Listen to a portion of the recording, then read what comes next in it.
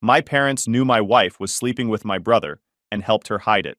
When I confronted them, Mom said, "They're soulmates. Be happy for them." I smiled, handed them an envelope, and left. Minutes later, my wife called, screaming and begging me to come back. All right, Reddit, get ready for the absolute shit show you're about to hear.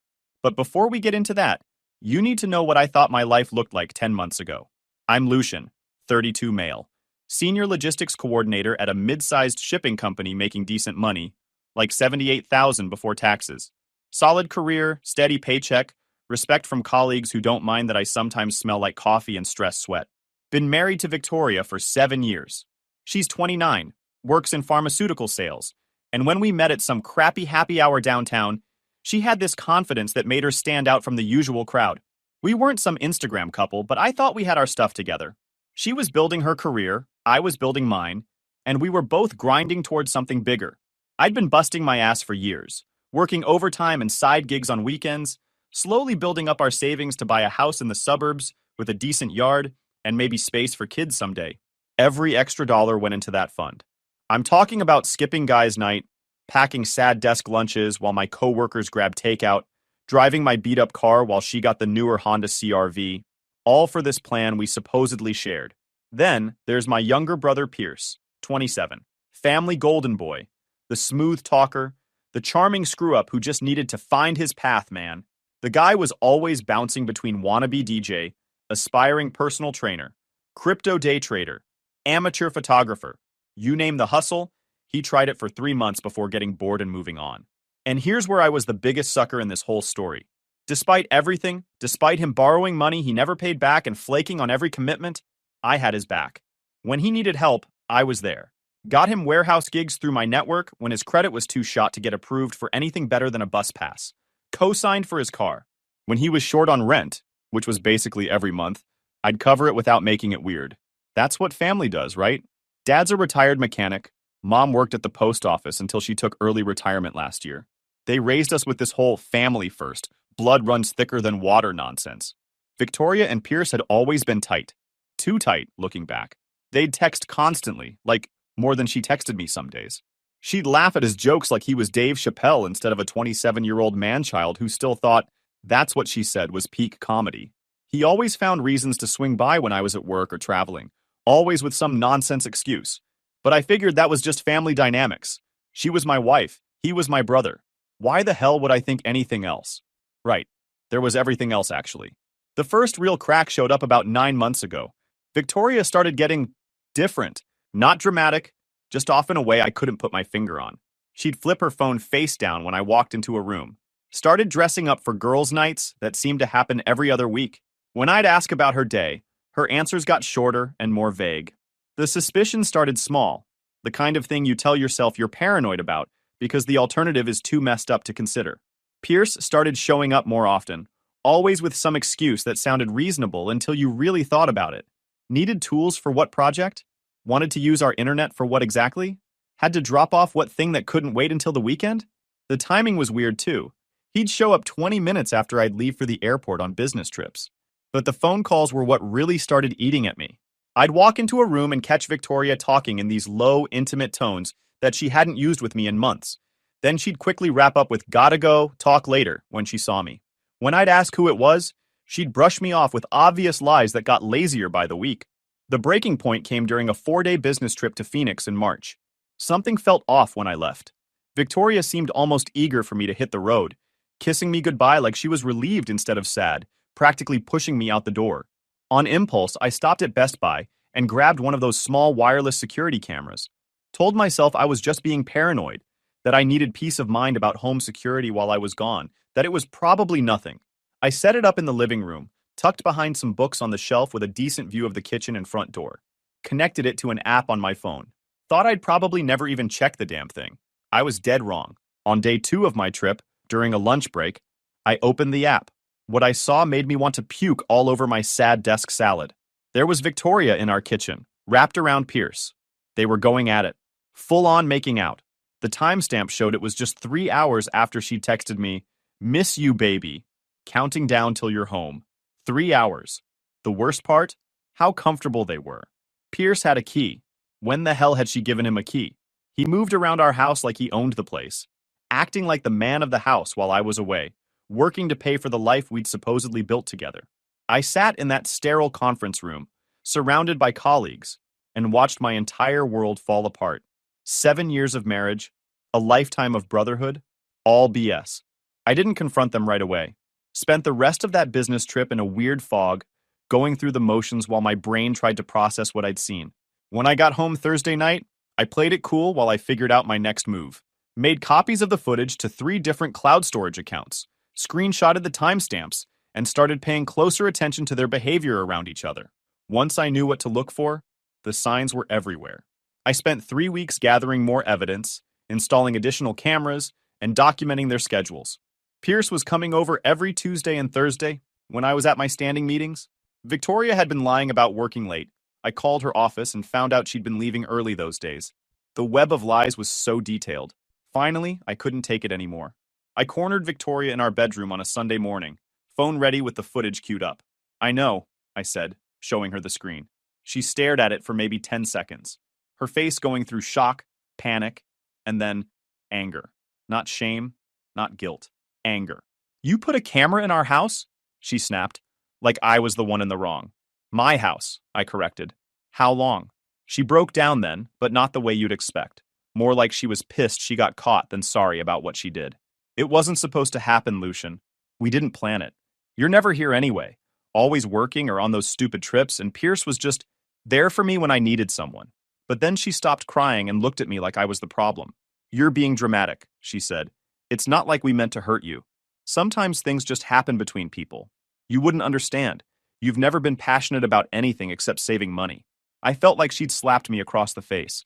Here was my wife of 7 years, caught red-handed with my brother, acting like I was overreacting for being upset about it. "We're telling your family," I said. "This affects everyone." She nodded, but something in her face made me suspicious. "Yeah, okay. We should tell them together. They deserve to know the truth." I called my parents that afternoon, told them to come over and bring Pierce. Said we needed to have a family discussion about something important. When they showed up 2 hours later with Pierce trailing behind, I knew something was up. They all looked ready for something. "Mom, Dad," I started, trying to keep my voice steady. "We need to talk." My mother held up her hand. "Lucian, honey, we already know." The words hit me. "You what?" "We've known for months," Dad said, not meeting my eyes, staring at his hands. "We were hoping you'd figure it out yourself and handle it maturely." I looked around the room at my parents, my wife, and my brother. They were all staring at me with expressions ranging from pity to impatience. Nobody looked ashamed. Nobody looked sorry. They looked like they were waiting for me to finish throwing my tantrum so they could move on with their day. "How long have you all known?" I asked, my voice getting quieter. "Since February," Pierce said, speaking up for the first time since he'd arrived. He had his arm around Victoria's waist now, right there in my living room. "We tried to fight it, Lucian. But you can't fight real love." "Real love," I repeated slowly. "They're meant to be, Lucian," my mother said. "You've always had trouble with relationships. Maybe it's time to let this one go and find someone more compatible." My father nodded along. "Son, you need to be mature about this. They're happy. Don't you want them to be happy?" I looked at Victoria, who was now holding Pierce's hand. "So this whole meeting, this was your big reveal? You all planned this?" "We thought it would be easier this way," she said with a shrug. "Keep it in the family. A clean transition." "Your birthday seemed perfect," Pierce added with a smirk. "New year, fresh start for everyone." My sister Jenna, who'd been quiet until now, finally spoke up. "Maybe you two just weren't compatible, Lucian. Everything happens for a reason, right?" I stood there, surrounded by my entire family, being told I should be happy about my wife sleeping with my brother, that I was being childish for being hurt, that I should just accept it and move on because they were meant to be. For a second, I thought I might lose it completely. But then something clicked. This cold calm washed over me, and I found myself smiling. "You know what?" I said, my voice steady for the first time all night. "You're absolutely right. I should be happy for you both." Relief flooded their faces. Victoria actually looked satisfied. "I'm so glad you're being reasonable about this, Lucian. This doesn't have to change anything between us. We can still be family." "Not at all," I agreed, reaching into my jacket. "In fact, I have something for each of you." I pulled out 3 thick manila envelopes I'd prepared earlier and handed them out. One to Victoria, one to my parents, one to Pierce. "What's this?" Mom asked. "Just some paperwork," I said, still smiling. Nothing urgent. You can read it when you get home. You're leaving? Victoria asked. And for the first time all night, she looked worried. Well, you're right about fresh starts and all that. I should give you two lovebirds some space to figure out your new living situation. I grabbed my keys and headed for the door. Oh, and Pierce? You might want to move your car. I'm reporting it stolen in about an hour. I walked out to the sound of envelopes being ripped open behind me, got in my car, and drove away. I was 2 blocks away when my phone started blowing up. The first call came from Victoria. Let it ring. Second call 30 seconds later, then another.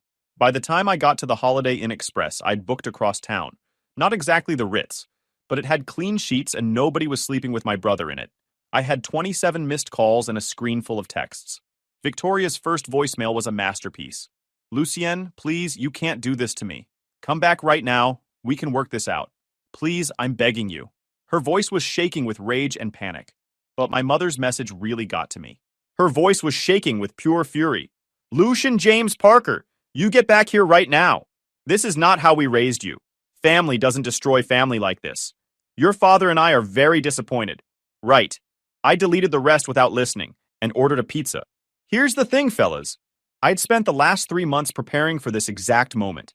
The day I caught their little kitchen production, something inside me didn't break down. It got ice cold and calculating.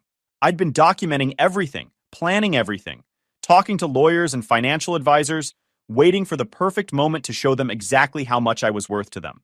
And they'd handed me that moment gift-wrapped with a bow. The envelopes contained, for Victoria, divorce papers already signed and notarized by me. A postnup she'd signed 3 years back when we had some trust issues over her spending. She'd completely forgotten about it, but it clearly stated that in case of adultery, she forfeited her claim to the house and most of our shared assets. An eviction notice giving her 30 days to get out of the house that was solely in my name. And photos, dozens of them, showing her and Pierce in various compromising positions throughout our house over the past month. For my parents, copies of all my evidence, including video footage, text screenshots, and financial records showing how I'd been bankrolling Pierce's existence while he was sleeping with my wife in my house. A formal letter cutting off my financial support for their mortgage. I'd been covering $800 of their monthly payment since Dad retired. Cancellation of the family cell plan I'd been paying for, that covered all 4 of us. For Pierce, the real surprise. Legal documents showing that the 2019 Honda Civic he'd been driving was registered in my name. I'd never transferred the title after co-signing because his credit was still terrible. Keys were with my lawyer, and I'd already reported it stolen since he no longer had my permission to drive it. A formal demand for repayment of all loans I'd given him over the years, itemized with dates and interest, totaling just over $23,400, and a notice that I'd provided his probation officer with evidence of his recent activities, apparently sleeping with his brother's wife while living in said brother's house, violated several conditions of his probation from a fight I'd helped him beat 2 years back. But the real genius was what I'd done in the months leading up to this. I'd quietly separated our finances, moving my direct deposits to a new account and leaving just enough in the joint checking to cover mortgage and utilities so Victoria wouldn't notice. I'd transferred the house deed into a trust that Victoria couldn't touch legally. I'd documented every penny Pierce owed me going back 5 years and every time my parents had asked for money while knowing about the affair. Most importantly, I'd been recording everything since I got suspicious. The security system I'd installed wasn't just that one camera. There were audio pickups throughout the house now. Every time Victoria brought Pierce over, every conversation they'd had about me, every cruel joke at my expense, every plan they made for their future. I had it all saved. Around 1 a.m., barely 4 hours after I'd walked out, hotel security called my room. Mr. Parker, we have a woman in the lobby claiming to be your wife. She's very upset and demanding to see you. Says it's a family emergency. I could hear Victoria screaming in the background. Lucien, I know you're here. Just talk to me for 5 minutes. You're being insane. Tell her I'm not available, I told security. If she won't go, call the cops. The next morning brought a flood of messages that painted a picture of total chaos. Victoria had apparently gone back to my parents' house around 2 a.m., alternating between hysterical crying and screaming about how I was ruining everyone's lives over nothing. Pierce had tried to calm her down by saying they could get through this together, which backfired when Victoria turned on him. This is your fault, she'd screamed, according to a voice message Jenna left me. If you hadn't pushed to tell him, we could have figured something else out. Now he's trying to destroy all of us. Pierce had stormed out, leaving Victoria sobbing on my parents' couch while they tried to figure out how to handle the legal and financial crisis I'd just dropped on their heads. My mother left me 15 voicemails that night. By number 10, she was crying. By number 13, she was threatening to call my boss. By 15, she was begging me to come home so we could work this out as a family. But the real drama was just getting started. When I discovered the affair, I didn't just gather evidence. I'd spent weeks talking to lawyers, financial advisors, and a private investigator named Rita, who specialized in infidelity cases. She'd been worth every penny of the $5,000 I'd paid for her services. Most people think affairs are just about the sex, she told me during our first meeting in her cluttered office that smelled like stale coffee and cigarettes. But there's usually a whole web of lies around them. Financial, social, professional. Affairs don't happen in a vacuum, Lucian. They're usually part of a bigger pattern of deception. She was dead right. Through Rita's investigation, I learned that Victoria and Pierce hadn't just been having an affair. They'd been planning an entire future together. They had a joint savings account I'd never known about. Funded by money Victoria had been slowly skimming from our shared account for 6 months. We're talking $400 to $500 at a time, always with explanations that sounded reasonable. Emergency car repair, medical bills, helping my sister with rent. All lies. They'd been apartment hunting together in the nicer part of town. They'd been talking about when to file for divorce, how to break it to me gently, and even discussing what story to tell our mutual friends to make me look like the bad guy. Most damning of all, they'd been talking to a lawyer about their options. Not a divorce lawyer, a real estate lawyer. They'd been exploring whether they could claim common law marriage rights to our house if they could prove they'd been living together long enough while I was traveling for work. The consultation notes Rita obtained through her connections showed they'd been planning to gaslight me into thinking I was paranoid and controlling while they established legal residency in my own house. Then they'd claim I was emotionally abusive and try to get a restraining order that would force me out of my own home. That's when I realized this wasn't just betrayal. It was a calculated heist designed to steal my life from the inside out. But 4 weeks after the confrontation, my college roommate Tommy called with something that made my blood freeze. "Lucian, I need to ask you something straight up," he said, and I could hear the concern in his voice. "Are you losing your mind? Like, mentally?" "What the hell are you talking about, Tommy? Your brother Pierce hit me up last week through Facebook. Said you'd been having some kind of breakdown, and your family was worried about you." My hands clenched into fists. "He what?" Over the next few days, I discovered that Pierce and my parents had been calling my friends, co-workers, and acquaintances, painting me as mentally unstable and asking them to document any concerning behavior they'd witnessed. They were building a case to have me committed. My work buddy Carlos called. "Lucien, I got this weird call from some guy claiming to be your brother. Was asking about your work performance, whether you'd seemed stressed or aggressive lately. Wanted to know if you'd ever talked about hurting anyone. My gym partner, Mike. Some lady saying she was your mom called the gym asking if you'd been acting violent during workouts." The most chilling call came from my former therapist, Dr. Morell, who I'd seen briefly 3 years back during a rough patch at work. "Lucian, I got a very disturbing call from your mother. She was asking about our sessions and whether I'd noted any signs of potential violence or mental instability." "Dr. Morell, I haven't talked to my mother about therapy in years. What exactly did she say?" "She claimed you were having paranoid delusions about your wife cheating and that the family was worried you might hurt yourself or someone else. She wanted to know if I thought you needed an involuntary psychiatric hold and asked if I'd be willing to testify about your mental state." That conversation led me to make a discovery that shook me to my core. I called Dr. Morrison, the psychiatrist my mother had mentioned in some text messages Rita had recovered from Victoria's cloud backup. "Mr. Parker, yes, I've been expecting your call. Your family has provided extensive documentation about your deteriorating mental state. They're very concerned about your well-being and the safety of others." "What kind of documentation?" "Well, your mother and brother have recorded several incidents of paranoid behavior, accusations against your wife, and obsessive surveillance of her activities. They've documented threats of violence, property damage, stalking behavior. They're worried you might be developing some form of delusional disorder or even early-stage schizophrenia. They'd already built the case. They had evidence of my paranoid behavior that was actually evidence of me discovering their affair. They'd been recording my confrontations with them, editing the recordings to remove context, and using them as proof I was losing my mind. The most chilling part was a message Rita had recovered from my father's phone. "Lucian always trusts family completely. He'll never see this coming until it's too late." They were right. I never would have seen it coming in a million years. The day after I discovered their psychiatric manipulation scheme, my phone rang from a number I recognized. My grandpa Rufus, Dad's old man. Lucian, I owe you an apology, he said without any pleasantries. His voice was gravelly from 60 years of cigarettes and construction work. I had no idea what they were doing to you. Your father called me this morning, begging me not to reach out, practically panicking, and that's when I knew something was seriously messed up. What do you mean? He told me you were overreacting to Victoria and Pierce's friendship, that you were being vindictive and trying to destroy the family over nothing. But the way he said it, Lucian, I've known your father for 55 years, and I've never heard him sound that panicked. What really happened? So I told him everything. When I finished, there was dead silence for almost a full minute. Jesus Christ, he finally whispered. Son, I'm sorry. I always thought there was something off about how they treated you compared to Pierce, but I never imagined. Look, I got a cabin up north. It's yours as long as you need it, and I'm calling every person in this family to tell them what really happened. That started the second wave of consequences that spread through our family. Within 48 hours of Grandpa making his calls, the extended family was buzzing with information I hadn't even known about myself.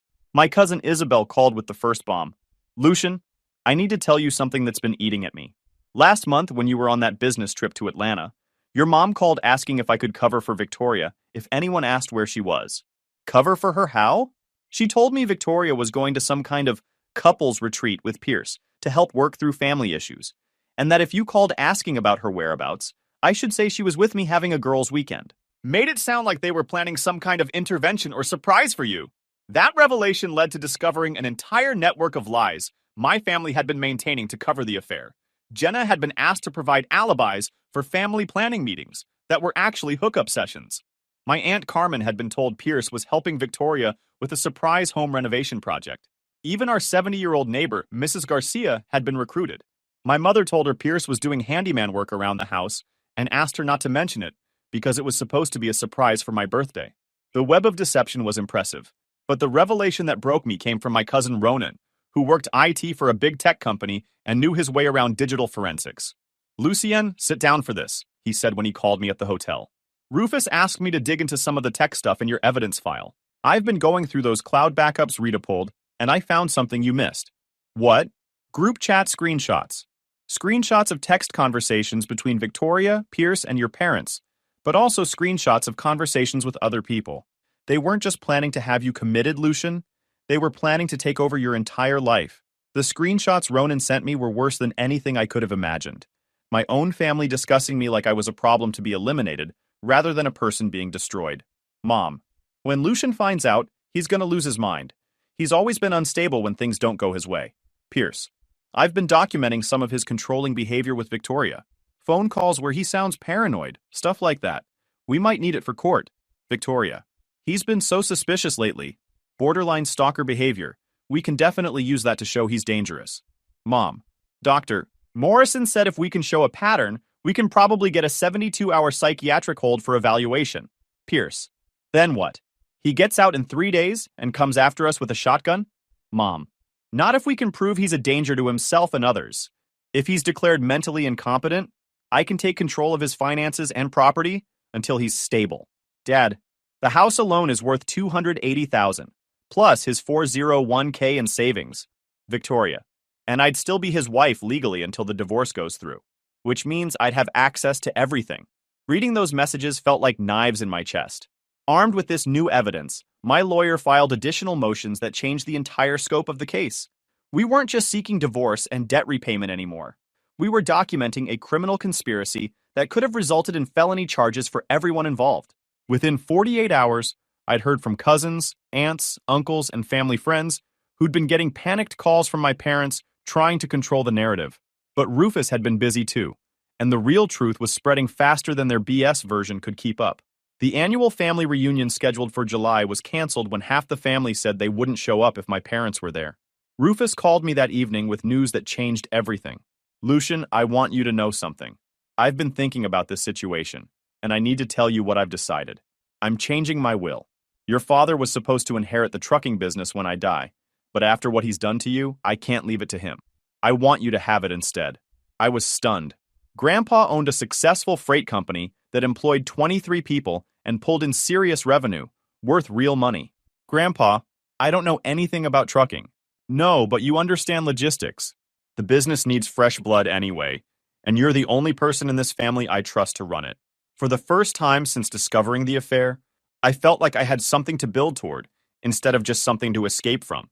Meanwhile, the consequences kept piling up for everyone else. Pierce had been arrested for driving without a valid license after his got suspended for violating probation terms. He was now looking at potential jail time and had moved back in with my parents, who were struggling to make their mortgage payments without my monthly $800 contribution. Victoria had moved in with them too, since she couldn't afford her own place after getting fired from her sales job. Turns out her company had strict policies about personal conduct, and when word got around about her affair, small towns love gossip, several clients requested new account reps. Her boss decided she was no longer a good fit for the company culture. According to Jenna, who was the only family member still talking to me, the living situation was a complete disaster. They're at each other's throats constantly, Jenna told me during one of our weekly calls. Pierce blames Victoria for pushing too hard too fast. Victoria blames Pierce for not being able to support her financially like you did. Mom and Dad are barely speaking because Dad thinks Mom pushed this whole thing too hard and too fast. What do you mean Mom pushed it? Apparently, she's the one who encouraged Victoria to follow her heart when the affair first started. Dad went along with it, but he never really believed it would work out. Now he's saying Mom destroyed the family for nothing. The irony was perfect. The woman who'd orchestrated my betrayal was now getting blamed by everyone. But it wasn't over yet. My lawyer had been building a case that went way beyond simple divorce proceedings and debt collection. With the evidence I'd gathered, including the psychiatric manipulation scheme, he'd gotten the district attorney interested in potential fraud charges related to the misuse of marital assets and conspiracy to commit false imprisonment. I had to make a choice. Did I want to pursue criminal charges that could send them all to prison? Or was the civil case enough to make my point? I could destroy them completely, or I could take what I needed to rebuild and walk away clean. I chose the middle path, mostly. File the civil suits for everything we can get, I told him. I want every penny Pierce owes me, plus damages and interest. I want Victoria to understand that actions have real-world consequences. But I don't want to send anyone to prison unless they force my hand. You sure? With the evidence you have, we could probably get significant jail time for all of them, especially your mother and Pierce. I'm sure. I don't want to become the kind of man who destroys people out of spite. I just want them to understand they can't do what they did and walk away like nothing happened. But there was one more surprise waiting that changed my perspective entirely. 5 days after that conversation, I got a text from an unknown number with a screenshot attached. It was from a mutual friend who'd somehow gotten pulled into the drama through Facebook connections and small-town gossip networks. The screenshot was from a group chat between Victoria, Pierce, and my mother, dated 9 months earlier, before I discovered anything. Mom, I think Lucian is getting suspicious about you two. You need to be more careful or find a way to handle him. Pierce, he's too trusting and too busy with work to figure it out. Guy's clueless about everything that isn't on a spreadsheet. Victoria, I feel guilty sometimes, but honestly, he's so focused on work and that stupid house fund, he barely pays attention to me anymore. Mom, maybe you two are meant to be together. Lucian has always been emotionally distant anyway. Even as a kid, he cared more about his projects and achievements than connecting with people. Mom, Lucian hates confrontation and drama. He'll probably just accept it and move on rather than fight about it. Victoria, God, I hope so. I can't keep pretending to be happy much longer. This whole situation is exhausting. Reading those messages was like getting gut punched all over again. My own mother had been actively encouraging my wife to cheat with my brother while trying to figure out how to get away with it. That screenshot became the final nail in the coffin. I forwarded it to my lawyer. I sent it to Grandpa, who shared it with the rest of the extended family. And then, in a moment of what was probably petty revenge but felt like justice, I posted it to our family group chat, the one that included all our cousins, aunts, uncles, and family friends. The response was immediate and brutal. Family members started removing my parents and Pierce from the group chat one by one. Relatives who'd been neutral or trying to stay out of it suddenly picked sides. 5 weeks later, the final shoe dropped, but it came from a direction I never expected. It's been 14 months now since that birthday party that changed everything. I'm writing this from my new office in Denver, where Rufus's trucking business has expanded into full-scale logistics and freight management. We just landed a major contract with a national retailer to handle their Western distribution network, and I'm actually excited about work for the first time in years. Samantha and I have been together for 8 months now, and she moved in with me last month. She's met Rufus, who has become the father figure I needed after cutting ties with my parents. I still talk to Jenna occasionally.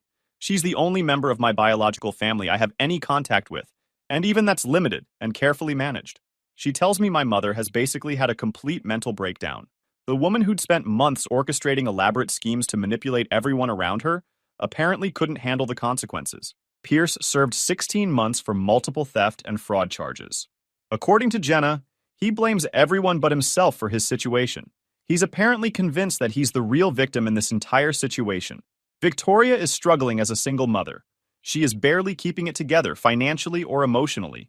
She's been working retail jobs that barely cover rent and daycare, living in a one-bedroom apartment across town from our old neighborhood.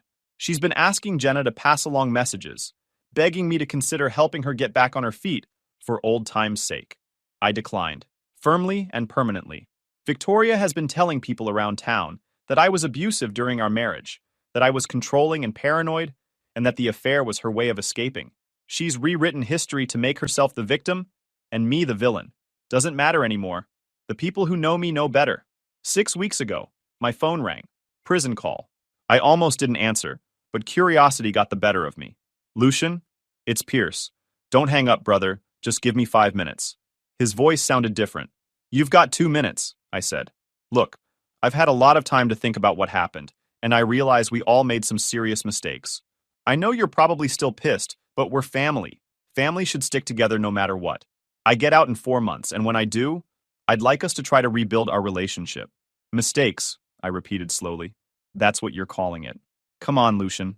Things got complicated with Victoria, but that's in the past now. We can start over. Put this whole thing behind us. I heard you're doing really well with Rufus's business. There it was. The real reason for the call. He'd been keeping tabs on me and my success. Actually, Pierce, speaking of Rufus, I let the silence stretch for a few seconds. He told me something interesting last week. Apparently, you called him about 7 months ago. Tried to convince him that I was lying about what happened between you and Victoria. Told him I was mentally unstable and that the family was worried about me becoming violent. The silence on the other end was deafening. Here's the thing, though, I continued, keeping my voice completely flat and emotionless. Rufus recorded that call. Every word. And you know what happened after he played it for me? He didn't just give me the business in his will. He signed the entire company over to me immediately. All of it. The trucks, the contracts, the property, the bank accounts. Lucian, I'm not finished talking. Your little phone call to Rufus? It wasn't just recorded. Rufus sent a copy to my lawyer and to the district attorney's office. Turns out trying to defame someone to interfere with their business relationships while you're incarcerated adds some interesting charges to your record. Your parole hearing got pushed back by at least 6 months. The phone went completely quiet except for the sound of his breathing getting faster and more panicked. So, I want to thank you, little brother. Every time you try to mess with me, my life gets better. Every time you think you're playing chess, you're actually handing me more pieces. Please, keep trying. I'm curious to see how much higher you can push my net worth. You can't keep doing this to me, he finally whispered. You're doing it to yourself. You just called from prison to ask for forgiveness, while simultaneously trying to poison my business relationships with lies. That's who you are. That's who you've always been. And that's why you're in prison while I'm running a multi-million-dollar company. I hung up and blocked the number. Some bridges are worth rebuilding. Others need to stay burned to ash. Because here's the thing. The affair was a gut punch. But discovering that my entire family saw me as a resource to be managed, rather than a person to be respected, was worse. Learning that was painful but liberating. YouTube just dropped this new hype feature. If you're hooked on this story, smash that hype button. It tells YouTube this video deserves to blow up, and it keeps even crazier stories coming your way.